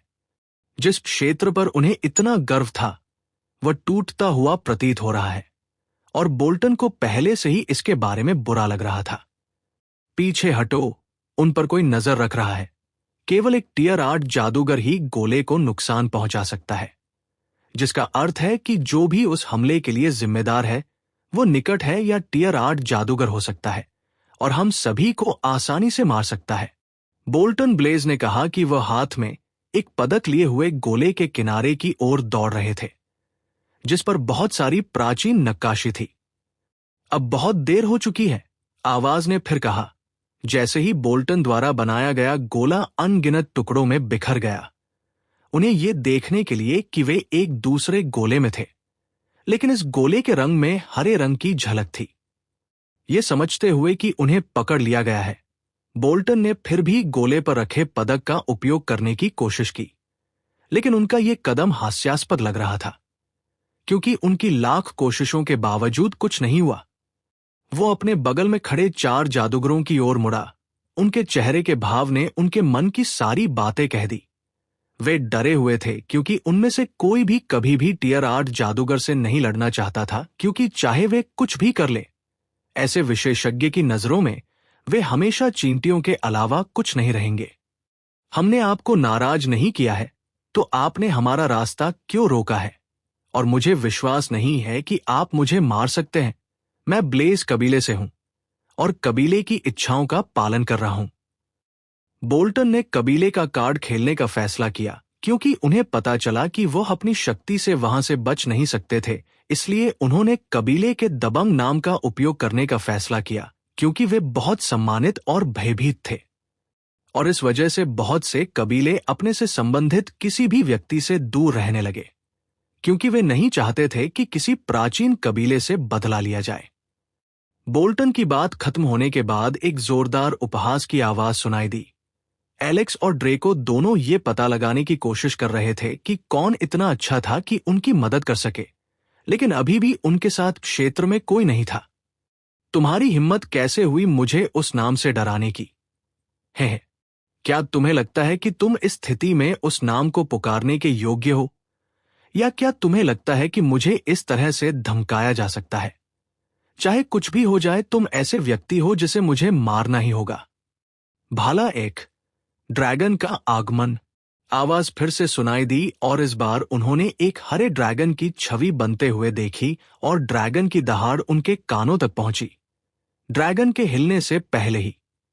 और भले ही ड्रेको और एलेक्स ने ड्रैगन की दहाड़ सुनी, लेकिन इससे उन पर कोई असर नहीं हुआ, क्योंकि उन्होंने दहाड़ में केवल प्रभुत्वशाली आभा महसूस की जो सर्वोच्च इच्छा का प्रतिनिधित्व करती थी। लेकिन बोल्टन ब्लेज और उसके गुर्गों के लिए ऐसा नहीं कहा जा सकता था, क्योंकि उनके कान के पर्दे से खून बह रहा था, क्योंकि उन्होंने अपने कानों को फटने से बचाने के लिए अपने कानों को बंद करने की कोशिश की थी। जब उन्होंने सोचा कि हमला खत्म हो गया है, तो उन्होंने देखा कि ड्रैगन उनकी ओर बढ़ रहा है। वो ब्लेज कबीले के गुर्गों की ओर बढ़ते हुए एक तेज और स्थिर क्यूई उत्सर्जित कर रहा था, और वे सभी अपने रक्षात्मक उपकरण लेकर आए जिन्हें वे बचा कर रखे हुए थे, और हताशा में चिल्लाते हुए एक साथ हमले को रोकने की कोशिश कर रहे थे। बेकार। आवाज फिर से सुनाई दी और इस बार वे सभी उस व्यक्ति की आवाज का पता लगाने में सक्षम थे। वो बड़े ड्रैगन के सिर में छिपा हुआ था जो उनकी ओर बढ़ रहा था। उसके हाथ में एक भाला था और उसने एक लबादा पहना हुआ था। इसके पीछे 4 नंबर अंकित है और इसे बांधा गया है। बूढ़ा चौथा। ड्रेको हांफते हुए बोला, और एलेक्स ने तुरंत ध्यान दिया कि उस आदमी ने जो चोगा पहना हुआ था वो गॉर्डन कबीले के कपड़ों में से एक था। लेकिन उसे यकीन था कि उसने उसे पहले नहीं देखा था, इसलिए उसने मान लिया कि वह उन बुजुर्गों में से एक था जो हमेशा एकांत में रहते हैं। फैला दो, इस तरह से उसका जादू उतना प्रभावी नहीं होगा। बोल्टन ने निष्कर्ष पर पहुंचते हुए कहा। वुडी अब। हरे ड्रैगन की छवि के अंदर के आदमी ने कहा, और बेले जमीन से निकल आई और तेजी से उनके शरीर के चारों ओर घूमने लगी। वुड गोलेम कौशल, उलझाव। एक और आवाज सुनाई दी, मानो वह कोई बुजुर्ग व्यक्ति बोल रहा हो, और चारों नौकरों के शरीर के चारों ओर लिपटी हुई लताएं सख्त होकर मजबूत हो गई और उनके शरीर को कसने लगी। उनके लिए कोई भी हरकत करना असंभव हो गया और वे सभी सीधे मानव हमले के रास्ते में आ गए। ड्रैगन की छवियां 4 जादूगरों से टकराई, जिससे एक तेज रोशनी फूट पड़ी और ड्रैगन की छवि द्वारा उन्हें खा लेने के बाद वे सभी मर गए। और जब रोशनी गायब हो गई, 4 शव जमीन पर गिर पड़े। सिर कटे शरीर पर स्पष्ट भाले के क्यूई हमले के साथ एक लंबे घाव ने उनके शरीर को उनके सिर से 2 भागों में विभाजित कर दिया, और कट पर अभी भी एक भाला क्यूई था जो हर चीज को चीर कर अलग कर देने की प्रबल इच्छा पैदा कर रहा था। बोल्टन पहले से ही डर से कांप रहा था और कांपते हुए उसने डर के मारे खुद पर पेशाब कर दिया। ऐसी कोई खुफिया जानकारी नहीं थी जो ये बता रही हो कि गॉर्डन दंपत्ति पर उनसे भी अधिक शक्तिशाली कोई नजर रख रहा था, और इसीलिए उसने उन पर घात लगाने का फैसला किया था। वह केवल इसलिए बच पाया क्योंकि वह सबसे पहले और सबसे तेज दौड़ा था, इसलिए वह बेल के उलझाव के हमलों की सीमा से बचने में सक्षम था। करो, करो, क्या तुम जानते हो मैं कौन हूं? तुमने मुझ पर हमला करने की हिम्मत कैसे की? खैर, ऐसा कोई भी नहीं है जो कभी भी ये पता लगा सके कि मैंने तुम्हें मार दिया है। तुम्हारे तुच्छ रवैये के कारण तुमने अधिकारियों को पैसे दिए ताकि तुम मेरे वंश के उत्तराधिकारी को गुप्त रूप से मार सको, जिससे मुझे भी तुम्हें मारने का सही बहाना मिल गया, क्योंकि कोई नहीं जानता कि तुम किस पर हमला कर रहे हो, और कोई सबूत भी नहीं है, क्योंकि ये क्षेत्र मुझे राजधानी में अधिकारियों के निरीक्षण से दूर रखता है। मुझे लगता है कि आप कभी भी इस तरह की उम्मीद नहीं करते हैं। भाला 2, जंगल का राजा आ रहा है। उस आदमी ने जल्दी से अपना भाला लहराया और बोल्टन ब्लेज पर सीधा वार किया, और उसके पीछे एक पहाड़ी से छलांग लगाते हुए बाघ की छवि उभर आई। जैसे ही ये भाला लेकर बोल्टन ब्लेज की ओर सीधे गोता लगाता है, क्यूई टाइगर की मानसिक तस्वीर में विलीन हो जाता है। आप अपनी क्यूई को मानसिक छवि के साथ विलय करने में सक्षम हैं। मैं देख रहा हूं कि आप लगभग टियर 8 जादूगर क्षेत्र में हैं। एक और आवाज सुनाई दी और एक अग्नि पक्षी बोल्टन ब्लेज के सामने प्रकट हुआ और उसके लिए हमले को रोक दिया। बाघ और अग्नि पक्षी की मानसिक छवि के बीच कई बार टकराव हुआ, जिसके बाद बाघ की छवि हवा में गायब हो गई क्योंकि उसके अंदर की क्यूई समाप्त हो गई। तुम कौन होते हो उस व्यक्ति को रोकने वाले जिसे मैं मारना चाहता हूं? एलेक्स और ड्रेको की रक्षा करने वाले व्यक्ति ने गुस्से में कहा, जब एलेक्स अंततः उसका चेहरा देख पा रहा था, क्योंकि उसके चेहरे को ढकने वाले बाल अब उसका दृश्य अवरुद्ध नहीं कर रहे थे। जैसे ही उसका गुस्सा बढ़ने लगा, उसके लंबे बाल उड़ने लगे और उसका चेहरा आखिरकार दिखा। वो काफी बूढ़ा लग रहा था, लेकिन एलेक्स कसम खा सकता था कि उस आदमी में ब्रैंडन के साथ एक समानता थी, लेकिन एक बूढ़ा संस्करण, और उसके चेहरे पर जो उपहास था उसमें बहुत अहंकार था। सिवाय इसके कि उसकी दाहिनी आंख पर तलवार का निशान था, लेकिन ये अभी भी खुली थी और आंखों से लाल रोशनी चमक रही थी। अरे वाह, क्या ये चौथा एल्डर है जो इतने समय से जंगल में ट्रेनिंग कर रहा है? एलेक्स ने पूछा। मुझे मत बताओ कि तुम बस इसे देख रहे हो। केवल एक ही गॉर्डन है जो भाले का इतना अच्छा उपयोग करता है, और वह स्पीयर मैड मैन कहलाता है। ड्रेको ने एलेक्स को उत्तर दिया। गॉर्डन कबीले के अंदर आर्थर और ब्रैंडन दोनों एक दूसरे के बगल में बैठ गए जब वे एलेक्स के पिछवाड़े में खेती कर रहे थे। एलेक्स के जाने के बाद से यहां काफी शांति रही है, क्योंकि एग्नेस और नाइट दोनों ही इन दिनों में बहुत कम ही आते थे क्योंकि एलेक्स आसपास नहीं था। पुरुषों, आजकल खेती करना एक बोझ जैसा लगने लगा है, और हम जो भी करते हैं उससे कोई प्रगति नहीं होती। ऐसा लगता है जैसे हम फंस गए हैं। आर्थर ने शिकायत की जब वह अपनी साधना मुद्रा से मुक्त होकर पूरी तरह से फर्श पर लेट गया और आकाश की ओर देखने लगा। मुझे लगता है कि आप जिस शब्द की तलाश कर रहे हैं वो ये है कि हम एक अड़चन तक पहुंच गए हैं, ब्रैंडन ने जवाब दिया, और अगले ही पल एक पत्थर उसकी ओर उड़ता हुआ आया। लेकिन वह भाग्यशाली था कि उसने समय रहते उसे देख लिया और किनारे हो गया, जिससे पत्थर उड़ गया। क्या आपको लगता है कि मैं ये नहीं जानता? मैं ये नहीं समझा सकता कि एलेक्स के बिना ये इतना उबाऊ क्यों लगता है? आर्थर आ भरता है। मुझे लगता है कि उन्होंने हर समय हम पर दबाव डाला, हमसे सर्वश्रेष्ठ प्रदर्शन करवाया। इस तरह हम हमेशा सतर्क रहे। उस दबाव और मैत्रीपूर्ण प्रतिस्पर्धा ने हमें इतना सुधार करने के लिए प्रेरित किया, क्योंकि हम कभी भी पीछे नहीं रहना चाहते थे और ये महसूस नहीं करना चाहते थे कि हम उनके गोलेम से भी अधिक महत्वपूर्ण नहीं हैं। ब्रैंडन ने समझाया। हाँ, अब हम कहां पहुंच गए हैं? हम हमेशा सभी गोलेम के साथ बराबरी पर हैं, जबकि कुछ अभी भी हमारे खिलाफ एक निश्चित लाभ प्राप्त कर सकते हैं यदि हम कभी भी अपनी रक्षा कम कर दें। उन गोलेमों से लड़ने से ऐसा लगता है कि साधना में मेरे सारे प्रयास व्यर्थ है, और लीजन हमें आसानी से हरा सकता है जब तक उसके पास भाला है। और जब हमने सोचा कि केवल टाइटन ही अगले स्तर का बॉस होगा, तो एलेक्स को बस उस नए राक्षस को बनाना था। मुझे उसे घूरने में एक डरावना एहसास हुआ। मुझे यह भी लगता है कि टाइटन की तुलना में उसका सामना करना अधिक तनावपूर्ण है। आर्थर ने अपनी आंखों में सितारे चमकाते हुए कहा। मैं उसके खिलाफ लड़ने और अपनी लड़ाकू क्षमता को दूसरे स्तर तक सुधारने के लिए इंतजार नहीं कर सकता। ये देखते हुए कि एलेक्स के सभी गोलेमों के पास अलग अलग लड़ाकू कौशल है, मुझे यकीन है कि उसका भी वही है, और उसके साथ संघर्ष करने की जिज्ञासा कभी भी शांत नहीं हुई थी। मेरे साथ भी ऐसा ही हुआ भाई। चलो हम ये सोचें कि हम बहुत दूर नहीं जा सकते। हमें एलेक्स को जल्दी से पकड़ना होगा और उसके साथ कंधे से कंधा मिलाकर लड़ना होगा जब अगली बार ब्लड मून पर लड़ाई होगी। आर्थर ने ब्रैंडन को प्रेरित किया, लेकिन वो खुद को भी आगे बढ़ा रहा था, क्योंकि उनकी आंखों में युद्ध का इरादा साफ दिखाई दे रहा था। एक अन्य स्थान पर, एक अंधेरे कमरे के अंदर, एक लड़की को अपने मंत्रों का अभ्यास करते हुए देखा जा सकता था, और उसके पास 2 पृथ्वी गोलेम थे जो दूसरी ओर उसके मंत्रों को ग्रहण कर रहे थे, उसके मंत्रों की बौछार से बचाव कर रहे थे, और साथ ही उनमें से कुछ से बचने की कोशिश भी कर रहे थे। उसने अपना मैना खत्म करने के बाद नाक भौं सिकोड़ी। वो जो परिणाम देख चुकी थी उससे खुश नहीं थी। एलेक्स के गोलेम की लड़ाई देखने के बाद उसे अपनी नई रचनाओं पर गर्व करने का कोई रास्ता नहीं दिख रहा था। आखिरकार वह एलेक्स की एक योग्य प्रतिद्वंद्वी और प्रतियोगी बनना चाहती थी। और वह सोच रही थी कि अपनी शक्तियों को बढ़ाने के लिए क्या करना चाहिए, और ये उसके दिमाग में आया कि उसके कबीले में गोलेम को नियंत्रित करने की जन्मजात क्षमता थी, इसलिए उसने गोलेम पद सीखने का फैसला किया।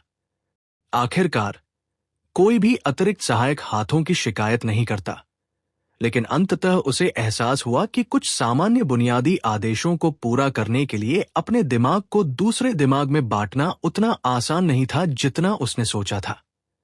एलेक्स को अपने गोलेम को आदेश देते हुए देखने के कारण उसे लगा कि उसके लिए यह आसान होगा, लेकिन उसे न केवल इस बात से बड़ा झटका लगा कि उसके गोलेम पर्याप्त स्मार्ट नहीं थे, और ये अधिक धीमा भी था। एकमात्र चीज जिसमें वे अच्छे थे वो ये थी कि उसके द्वारा बनाए गए गोलेम की रक्षा अधिक भारी थी और उन्हें मार खाने में कोई समस्या नहीं थी। हालांकि वह निराश थी, लेकिन जब उसके पिता ने उसकी रचना देखी तो उन्होंने तुरंत उसकी मानसिकता बदल दी कि वो खुद को एलेक्स के समान दायरे में नहीं रखेगी। आखिरकार गॉर्डन परिवार के बुजुर्ग सभी ने एलेक्स को गोलेम पद के लिए सबसे अच्छी प्रतिभा वाला व्यक्ति माना, और वे सभी आशा करते हैं कि वह भविष्य में अपने ज्ञान में कबीले को नई ऊंचाइयों तक ले जाएगा। उन्होंने अपनी बेटी को उन शर्मनाक पलों के बारे में भी बताया जब वह अपने पहले गोलेम को बनाने की कोशिश कर रही थी, जिससे वो हंस रही थी और उसके अंदर से सारी नकारात्मक भावनाएं और धुंध दूर हो गई थी। इन सब से उसे अपने गोलेम के अच्छे गुणों का एहसास हुआ।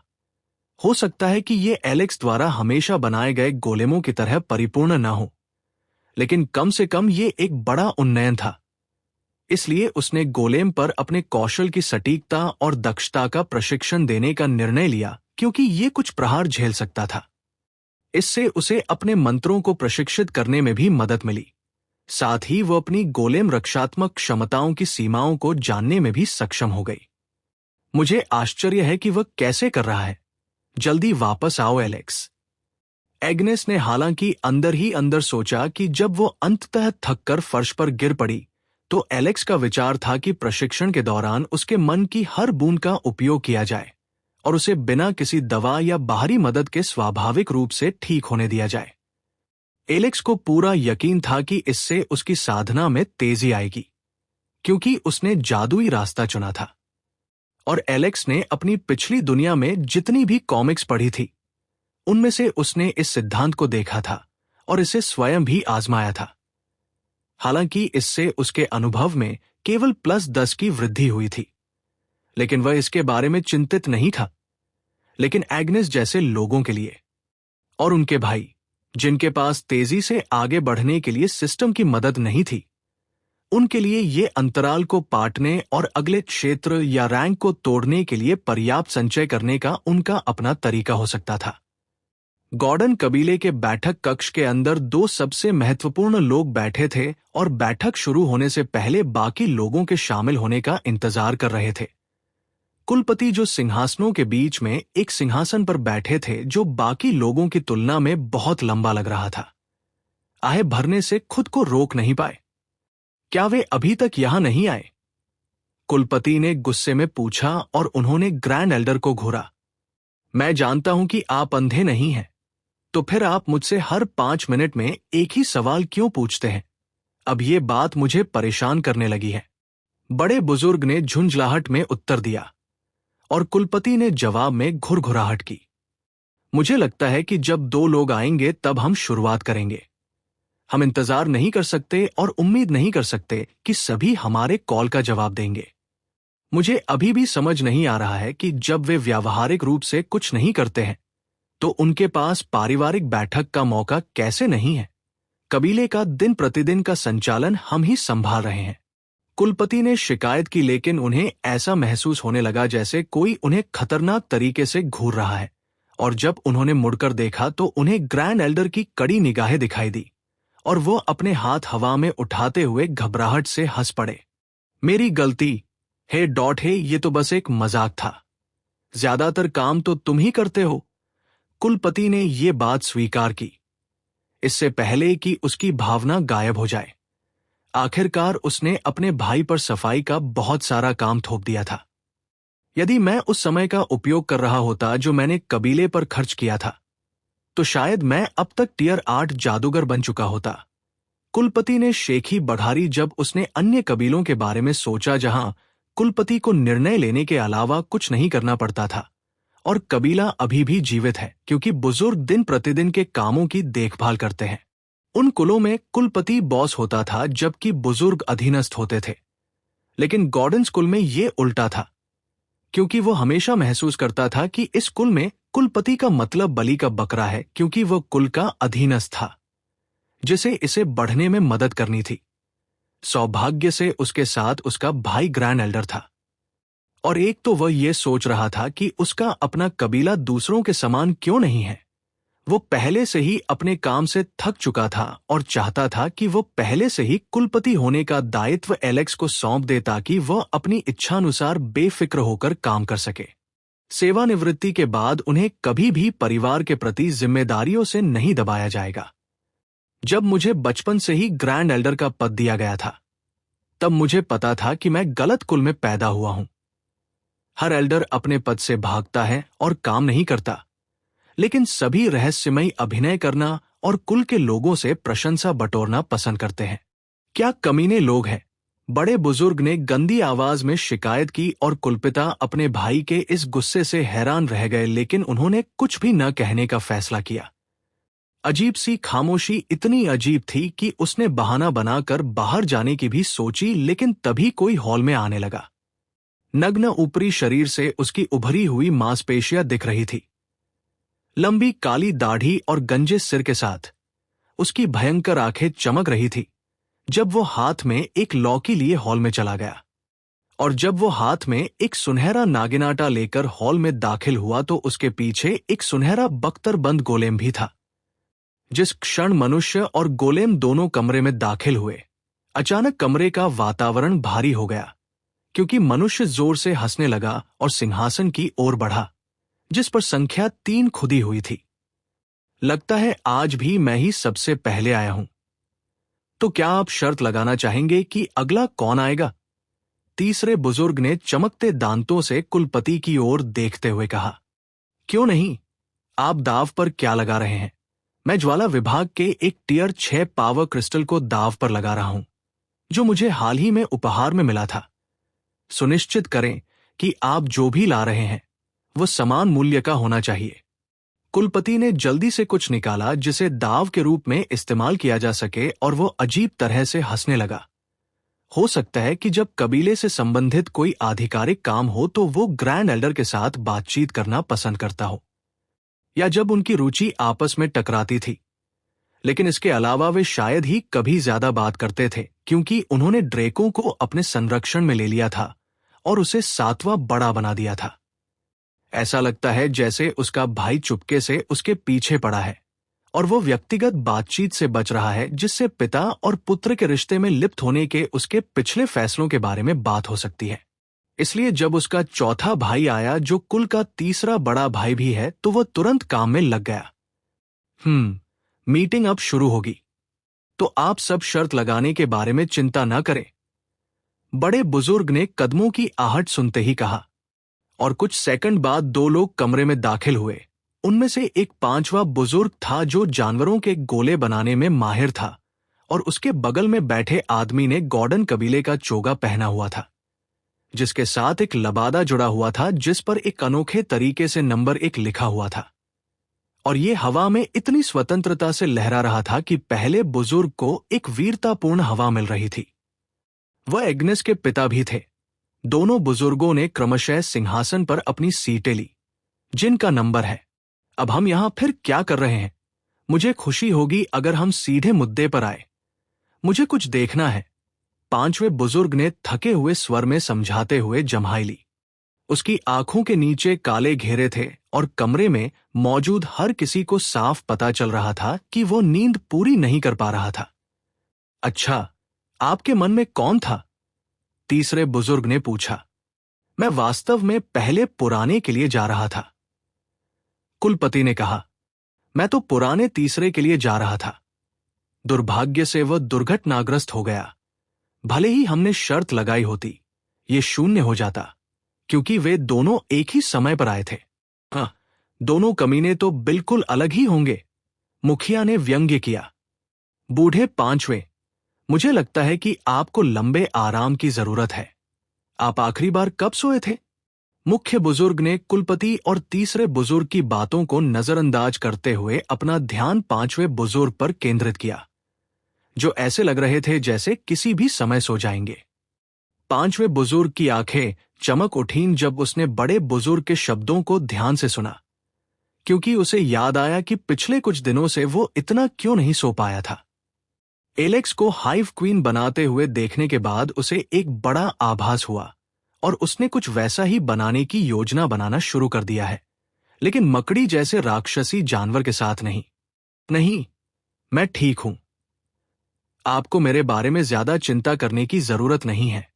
मैं बस एक दौर से गुजर रहा हूं और ये जल्द ही खत्म हो जाएगा, पांचवें बुजुर्ग ने कहा। लेकिन बड़े बुजुर्ग की नजर अपने छोटे भाई के पेट पर थी।